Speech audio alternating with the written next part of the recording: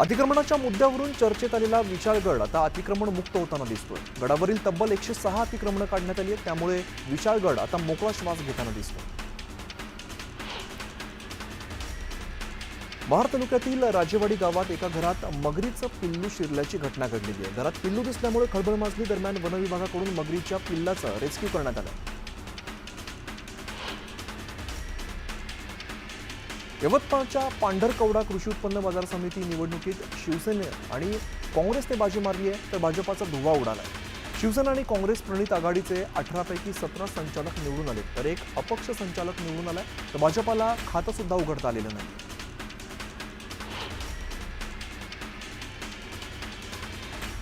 बकरीदच्या पार्श्वभूमीवरती बैल बाजार बंद ठेवण्याचा आदेश काढण्यात आला होता, त्यामुळे गेले 2 आठवड्यापासून चोपडा इथला कृषी उत्पन्न बाजार समिती भरला जाणारा बैल बाजार हा बंद आहे। मशागतीची कामं करण्यासाठी शेतकऱ्यांना बैल जोडीची आवश्यकता असते, मात्र बाजार बंद असल्यामुळे शेतकऱ्यांना अडचणींचा सामना करावा लागतो।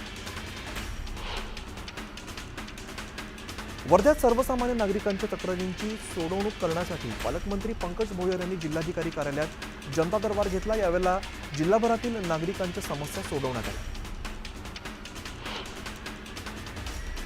वाशिम जिल्ह्यात मागील वर्षी 1 आणि 2 सप्टेंबर रोजी झालेल्या अतिवृष्टीत शेतकऱ्यांचं मोठं नुकसान झालं होतं। शासनाने तातडीने पंचनामे करून नुकसान भरपाई जाहीर केली होती, मात्र जवळपास 9 महिने उलटून गेले तरी सुद्धा शेतकऱ्यांच्या खात्यावर अद्याप 1ही रुपया जमा झालेला नाही, त्यामुळे शेतकऱ्यांनी नाराजी व्यक्त केली आहे। लोणावळ्यातील वाहतूक कोंडीची समस्या सोडवण्यासाठी थेट जिल्हाधिकाऱ्यांनी सूत्र हाती घेतली। जुना पुणे मुंबई महामार्गावर दोन्ही बाजूने असलेल्या अतिक्रमणावर मोठी कारवाई करण्याचा इशारा पुण्याचे जिल्हाधिकारी जितेंद्र डोडी यांनी दिला। मनमाड आणि येवला शहरासाठी पालखेड धरणातून पाण्याचं आवर्तन सोडण्यात आलेलं आहे। दोन्ही शहराला पाणी पुरवठा करणाऱ्या धरणांनी तळ गाठल्यामुळे भीषण पाणी टंचाई निर्माण झाली होती। पालखेड धरणातून पाण्याचं आवर्तन सोडण्यात आल्यामुळे दोन्ही शहरातील नागरिकांना दिलासा मिळाला। सांगलीच्या पलूस तालुक्यातील आमणापूरच्या ओढ्यावरील रस्ता जलमय झालाय। नागरिकांनी जीव मुठीत घेऊन त्यांना वाट काढावी लागते। 5 महिन्यांपासून या ओढ्याचं काम रखडलंय। सार्वजनिक बांधकाम विभागाचं दुर्लक्ष झाल्यामुळे ही परिस्थिती निर्माण झाल्याचा आरोप गावकऱ्यांनी केला।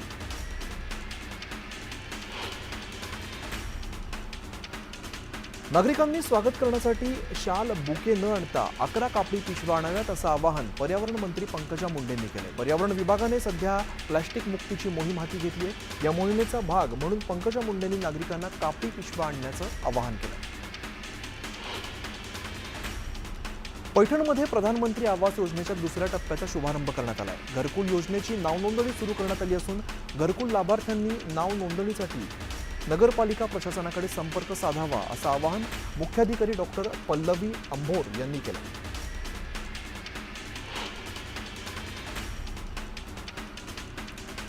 विदर्भाची पंढरी म्हणून ओळख असलेल्या शेगावच्या श्री संत गजानन महाराजांची पालखी आषाढी सोहळ्यासाठी पंढरपूरला निघाली आहे।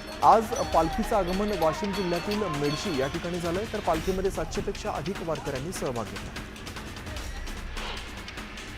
अण्णासाहेब पाटील आर्थिक महामंडळाकडून मराठा बांधवांना तात्काळ कर्ज उपलब्ध करून द्यावं अशी मागणी मराठा सेवा संघाच्या वतीने करण्यात आली आहे। संपूर्ण प्रक्रियेतील त्रुटी दूर कराव्यात अशी मागणी करणारं पत्र मराठा सेवा संघाचे अध्यक्ष सचिन काळे यांनी नरेंद्र पाटील यांना दिलं।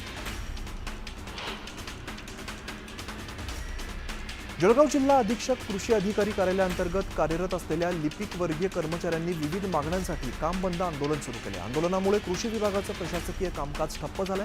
वरिष्ठ लिपिक 100% पदोन्नती भरावी यासह विविध प्रलंबित मागण्या पूर्ण करण्याची मागणी करण्यात आली। विजयगडाचा उरूस आज होतोय आणि या उरुसाला प्रशासनाने बंदी घातलेली आहे, मात्र तरी सुद्धा पर्यटकांचा ओढा पाहायला मिळतोय। विजयगडापासून 8 किलोमीटर अंतरावरती पर्यटकांना अडवण्यात आलं असून तपासणी करूनच त्यांना गडाकडे सोडण्यात येतं। या सगळ्या पार्श्वभूमीवरती कडक बंदोबस्त तैनात करण्यात आला। यवतमाळच्या आर्णी तालुक्यातील सावळी सदोबा ते झापरवाडी या 3 किलोमीटर लांबीच्या रस्त्याची दुरावस्था झाली, त्यामुळे शेतकऱ्यांसह सामान्य नागरिकांना मोठा त्रास सहन करावा लागतो। प्रशासन या समस्येकडे दुर्लक्ष करत असल्याचा आरोप ग्रामस्थांनी केला। सिंधुदुर्ग जिल्ह्यातील चिपी विमानतळावरून गेल्या काही महिन्यांपासून मुंबई विमानसेवा बंद आहे, त्यामुळे पर्यटनासह मुंबईकर चाकरमानी वर्गाची मोठ्या प्रमाणात गैरसोय होते। गणेशोत्सव केवळ 2 महिन्यांवरती येऊन ठेपल्यामुळे चाकरमान्यांसाठी मुंबई विमानसेवा पूर्ववत सुरू करावी अशी मागणी आता जोर धरू लागली. दरम्यान येत्या 11 जूनपासून फ्लाय 91 या कंपनीची चिपीवरून हैदराबाद आणि बेंगलोर सेवा सुरू होणार आहे. तर सध्या चिपी पुणे ही विमानसेवा सुरू आहे, मात्र चाकरमान्यांसाठी चिपी ते मुंबई विमानसेवा कधी पूर्ववत होईल असा प्रश्न आता उपस्थित होतो. बुलढाणा जिल्ह्यातील संग्रामपूर तालुक्यात वकाना आणि भिलखेडपर्यंत रस्ता निर्माण करून देण्याची मागणी अनेक वर्षांपासून प्रलंबित आहे. रस्त्याच्या मागणीसाठी गावकऱ्यांनी धरणं आंदोलन सुरू केलं. सांगलीच्या कृष्णा काठावरती आफ्रिकन चातक पक्षाचं आगमन झालंय. हा चातक पक्षी सध्या पलूस तालुक्यातील कृष्णा काठावरती बंचप्पा बनी दाखल झालेला आहे. तर या चातक पक्षाचा मुक्काम जून ते सप्टेंबर म्हणजे संपूर्ण पावसाळाभर राहणार आहे. भुसावळमधील वेल्हाळे धरण पहिल्याच पावसामध्ये ओव्हरफ्लो झालेला आहे. या तलावातून शेतीला सिंचनासाठी पाणी दिलं जातं, त्यामुळे शेतकऱ्यांची चिंता आता मिटली. शासकीय कार्यालयातील ई सेवा केंद्रातून विविध शैक्षणिक दाखले तसंच न्यायालयीन प्रतिज्ञापत्रासाठी 100 आणि 500 रुपयांचा स्टॅम्प पेपरची करण्यात येणारी मागणी ही नियमबाह्य आहे. यापुढे मागणी करण्यात येऊ नये अशी तंबी महसूल मंत्री चंद्रशेखर बावनकुळे यांनी अधिकाऱ्यांना पत्र लिहून कळवली. अकोला जिल्ह्याच्या बार्शी टाकळी तालुक्यातील जणुना या ठिकाणी धरणाच्या गाळामध्ये 2 गायी अडकलेल्या होत्या. याची माहिती स्थानिक गावकऱ्यांना मिळताच गावातील गोरक्षकांनी दोरीच्या सहाय्याने दोन्ही गायींना सुखरूप बाहेर काढून त्यांना जीवनदान दिलं. पाण्याच्या शोधात या गायी धरणामध्ये गेल्या आणि त्या ठिकाणी असलेल्या गाळामध्ये फसल्याचा अंदाज व्यक्त केला जातो. लातूर शहरातील मुख्य रस्त्यावरती असणाऱ्या अनेक झाडांवर जाहिराती लावण्यासाठी शेकडो झाडांना खिळे मारण्यात आले. लातूरच्या मुख्य रस्त्यावरती अनेक दुकानदार क्लासेसवाल्यांनी मोठ्या प्रमाणात झाडांना खिळे ठोकून फलक लावले होते. हे फलक काढून झाडांवरील शेकडो खिळे वसुंधरा प्रतिष्ठानच्या कार्यकर्त्यांनी काढून टाकले. रत्नागिरी जिल्ह्यातील पाचपांढरी गावाला दरडीचा सर्वाधिक धोका आहे. एका बाजूला समुद्री उधाणाचा धोका तर दुसरीकडे दरडीचा मोठा धोका निर्माण झालेला आहे. दरवर्षी त्यांना जीव मुठीत घेऊन जगावं लागतं. उबाटाचे नेते चंद्रहार पाटील उद्या शिंदेच्या शिवसेनेत प्रवेश करणार आहेत. उद्या संध्याकाळी 5 वाजता ठाण्यामध्ये पक्षप्रवेश होणार आहे. चंद्रहार पाटलांना मोठी जबाबदारी मिळण्याची शक्यता आहे.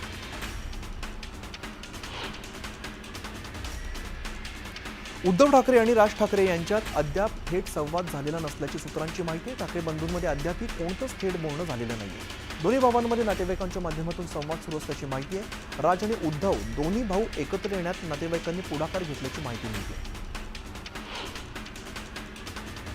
मनसेसोबतच्या युतीबाबत उद्धव ठाकरे सकारात्मक असल्याचं उभाटा शिवसेनेच्या नेत्या किशोरी पेडणेकरांनी सांगितलं. तसंच हे मनोमिलन व्हावं यासाठी नातेवाईक प्रयत्न करतायत का आपल्याला माहिती नसल्याचंही त्यांनी स्पष्ट केलं. दोन्ही भाऊ एकत्र येण्यासाठी नातेवाईक सुद्धा प्रयत्न करतायत अशी माहिती चंद्रकांत खैरेने दिली आहे. दोन्ही भाऊ महायुतीला धडा शिकवतील असंही खैरे म्हणाले. दोन्ही राष्ट्रवादी एकत्र येण्यावरती राष्ट्रवादीचे आमदार अमोल मिटकरी यांनी मोठं विधान केलं. पांडुरंगाची इच्छा असली तर बहीण भाऊ आषाढी एकादशीपर्यंत एकत्र येऊ शकतात असं सूचक विधान मिटकरींनी केले. त्यामुळे राजकीय वर्तुळात चर्चांना उधाण आलंय. दोन्ही राष्ट्रवादी एकत्र येण्यावरती सुप्रिया सुळेंनी प्रतिक्रिया दिली आहे. या संदर्भात सगळ्यांशी चर्चा करणार असल्याचं त्यांनी सांगितलं. चर्चेनंतर कार्यकर्त्यांच्या मनात काय आहे हे कळेल असंही सुळे म्हणाले. 4 दिवस कोणीही इकडे तिकडे मिळू दे, राज्यात सगळ्यांचा बाप मुख्यमंत्री म्हणून देवेंद्र फडणवीसच बसलेत असं वक्तव्य नितेश राणेंनी केलं. यावरती मुख्यमंत्र्यांनी भाष्य केलं. नितेश राणे काय म्हणाले मला माहिती नाही, पण मी महाराष्ट्राचा सेवक आहे असं फडणवीस म्हणाले. नितेश राणेंना त्यांचे बंधू निलेश राणेंनी सल्ला दिलाय. जाहीर सभेमध्ये नितेशने जपून बोललं पाहिजे. आपल्या बोलण्यामुळे आपण नेमकं कोणाचा फायदा करून देतोय असं भान असलं पाहिजे. आपण महायुतीमध्ये आहोत हे विसरून चालणार नाही. मी भेटल्यावरती बोलेनच, आपण बोलताना सगळ्या गोष्टींचं भान ठेवून बोललं पाहिजे असं निलेश राणेंनी सल्ला दिला. काँग्रेस नेते राहुल गांधी यांनी महाराष्ट्रातील विधानसभा निवडणुकांबाबत आणि ईव्हीएम यंत्रावरती संशय व्यक्त करत एका लेखातून टीका केली होती. याच लेखाच्या विरोधात मुख्यमंत्री देवेंद्र फडणवीस यांनी प्रत्युत्तर दिलंय. ज्यांना जनता नाकारते तेच जनादेश नाकारतात असं थेट प्रत्युत्तर देवेंद्र फडणवीस यांनी राहुल गांधींना दिलं.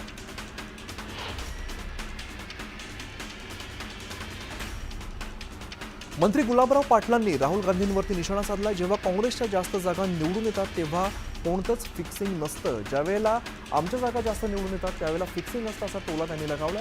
हा मतदारांचा अपमान आहे अशी टीका सुद्धा केली आहे. वर्ध्यात भाजप जिल्हाध्यक्ष पदाच्या निवडीवरून अंतर्गत वाद चव्हाट्यावरती आला. वर्धा भाजपाचे नवनियुक्त जिल्हाध्यक्ष संजय गाते यांना पदभार देण्याचा कार्यक्रम घेण्यात आला. या कार्यक्रमाला पालकमंत्री पंकज भोयर, रामदास तडस, दादाराव केचे यांनी सुद्धा हजेरी लावली. मात्र देवळीचे आमदार राजेश बकाने, आर्वीचे आमदार सुमित वानखडे, हिंगणघाटचे आमदार समीर कुणावार यांच्या अनुपस्थितीत चर्चेचा विषय ठरली. राज्यात काही आमदारांनी उपमुख्यमंत्री आणि वित्तमंत्री अजित पवार निधी देत नसल्याच्या तक्रारी केल्या. यावरती आता मंत्री शंभूराज देसाई यांनी स्पष्ट प्रतिक्रिया दिलेली आहे. असं काही असेल तर आम्ही सर्वजण एकत्र येऊन त्यांच्याशी बोलू. कोणताही आमदार निधीपासून वंचित राहणार नाही असं स्पष्टीकरण त्यांनी दिलं. उदयनराजे आपल्या अनोख्या स्टाईलने कायमच चर्चेत राहिलेले आहेत. उदयनराजेंच्या कॉलर उडवण्याची स्टाईलची अवघ्या महाराष्ट्रात स्टाईल त्यांची फेमस आहे. साताऱ्यातील पंकज चव्हाण यांचा 3 वर्षांचा चिरंजीव ओजस हा देखील उदयनराजेंचा चाहता आहे. या चिमुकल्याने उदयनराजेंना पाहून त्यांच्या हटके स्टाईलने कॉलर उडवून दाखवली. उदयनराजे जसे पुष्पाचा डायलॉग म्हणतात त्यासारखाच डायलॉग बोलून सुद्धा दाखवला आणि उदयनराजे सध्या या 3 वर्षाच्या चिमुकल्या आणि उदयनराजेंचा हा व्हिडिओ सध्या सोशल मीडियावरती चांगलाच व्हायरल होतो. बारामती नगर परिषदेने पथविक्रेत्यांवरती केलेल्या कारवाईच्या विरोधात बारामती नगर परिषदेसमोर भारतीय युवा पॅन्थर संघटनेकडून उपोषण सुरू करण्यात आलं. या उपोषणाला खासदार सुप्रिया सुळेंनी भेट देत त्यांच्या अडचणी जाणून घेतल्या. राज्य सरकारच्या महत्वाकांक्षी अशा एक राज्य एक नोंदणी या अभियानांतर्गत सध्या जिल्हा स्तरावरती सुरू असलेला एक उपक्रम बनावट दस्तावेजाच्या माध्यमातून सरकारच्याच फसवणुकीचं प्रकार उघडकीस येत असल्याने सरकारची चिंता वाढली आहे. त्यामुळे मृत व्यक्तीस जिवंत असल्याचं दाखवून किंवा बनावट व्यक्तीस उभं करून तसंच मुद्रांक शुल्क चुकवून दस्त नोंदणी करून सरकारची फसवणूक करणाऱ्यांवरती फौजदारी कारवाई करण्याचे आदेश महसूल मंत्री चंद्रशेखर बावनकुळे यांनी दिले. बदलती जीवनशैली आणि वाढतं तंत्रज्ञान यामुळे प्लास्टिकचं संकट हे सध्या मोठं आव्हान आपल्या समोर असून प्लास्टिकमुळे अनेक प्रजाती नष्ट होत आहेत अशी चिंता मुख्यमंत्री देवेंद्र फडणवीस यांनी शनिवारी पुण्यामध्ये व्यक्त केली. प्लास्टिकच्या विघटनासाठी संशोधनाला प्राधान्य देऊन त्या दिशेने काम करण्याची गरज असल्याचं फडणवीस यांनी स्पष्ट केलं. मराठी भाषा गौरव दिनाच्या कार्यक्रमात सोनाली बेंद्रे आणि राज ठाकरे एकाच मंचावरती एकत्र दिसले होते. त्यांचा एक व्हिडिओ सोशल मीडियावरती चांगलाच व्हायरल झाला होता. या व्हिडिओवरती पहिल्यांदाच सोनाली बेंद्रेने मौन सोडलंय. ठाकरे कुटुंबाशी आमचं जुनं कौटुंबिक नातं आहे, मात्र त्या कार्यक्रमात मी माझ्या बहिणीसोबत उभी होते. यावेळेला मी तिच्यासोबत बोलत होते असं सोनाली बेंद्रे म्हणाल्या. सिडकोचे माजी संचालक आणि राष्ट्रवादीचे नेते नामदेव भगत यांनी MMRDAच्या संचालकावरती गंभीर आरोप केले. MMRDAचे व्यवस्थापकीय संचालक संजय मुखर्जी यांनी ज्याप्रमाणे ठाणे जिल्ह्यातील 14,000 कोटींच्या निविदा प्रक्रियेत घोळ घातलेला होता त्याचप्रमाणे मुखर्जी यांनी सिडकोमध्ये व्यवस्थापकीय संचालक असताना अनेक घोळ घातलेत असा आरोप भगत यांनी केला. राज्यातील 14 आत्महत्याग्रस्त जिल्ह्यातील लाखो केशरी रेशन कार्डधारक शेतकरी कुटुंबाचं बँक खातं अद्याप रिकामच राहिलेलं आहे. 170 रुपयांचं अनुदान देण्याचा निर्णय हा झाल्यानंतर सुद्धा निधी न मिळाल्यामुळे लाभार्थी हे सध्या प्रतीक्षेत आहेत. वैष्णवी हगवणे मृत्यू प्रकरणात अटकेत असलेल्या निलेश चव्हाणची येरवडा कारागृहात रवानगी करण्याचे आदेश शनिवारी न्यायालयाने दिलेले आहेत. वैष्णवीची सासू लता, नणंद करिश्मा, पती शशांक यांचे मोबाईल संच चव्हाणकडून जप्त करण्यात आले. चव्हाण आणि आरोपींमध्ये झालेलं संभाषण तसंच संदेशाची तांत्रिक तपासणी करण्यात आली असून पोलिसांकडून तांत्रिक पुरावे संकलित करण्यात आलेले आहेत.